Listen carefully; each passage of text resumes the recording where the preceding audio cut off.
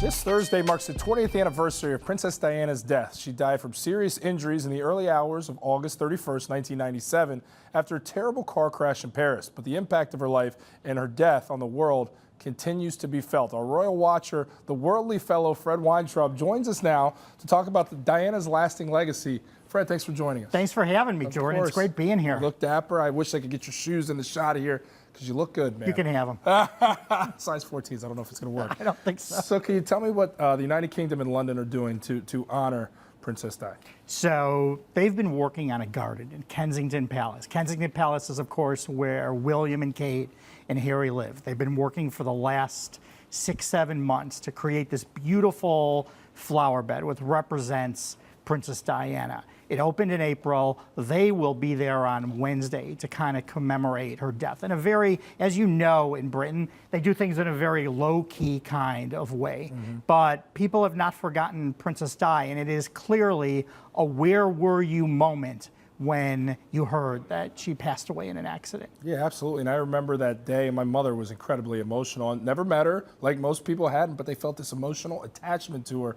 You remember the outpouring nationwide that day, you know, people showing up to the gates and the outpouring with the flowers. And you're right. When you went to that gate and then you realized that 2 miles back were millions of bouquets of flowers, it showed emotionally what a country that is very upper crust, doesn't show their emotions, how they reacted, and the fact that they loved her. Do you anticipate something like that? I mean, not to that level, but do you imagine there's going to be some of the same outpouring of emotion on the anniversary? No, I think it'll be pretty quiet, pretty low key in how they operate.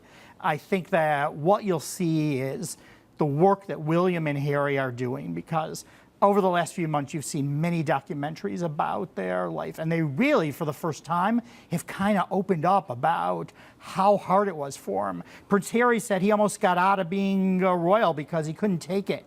And because Diana was so interested in mental health, they are moving forward in that way to try to preserve her legacy. How do you think their lives have ultimately, you've touched on them a little bit, the sons, how do you think ultimately this has impacted their lives moving forward?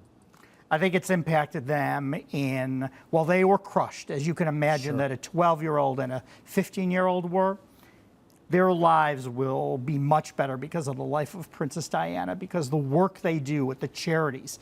She was the mother who took them to McDonald's. She was the mother that took them on amusement rides. Different life experiences. But she was also the mother that took them to a leprosy clinic. She took them to touch people who have AIDS. That wasn't done back in 1997. So they have hearts in part because of their mother, and I assume that they will do what they can do to make sure that that legacy continues. Quickly, I got to ask you this one. Prince Harry, is he about to get engaged? What's going on there? I think it's pretty close. I would say, not knowing for sure, that beautiful. Within a year, there might be some bells ringing or an engagement. Meghan Markle, they'd make some pretty children. Absolutely. I got to say. Well, for more royal news, follow Fred on Facebook. His page is Worldly Fellow. Fred, you're the best, man, and a great topic to talk about. Just a wonderful woman who will definitely be missed, and I'll be thinking about her that day, as I know my mother will. Still to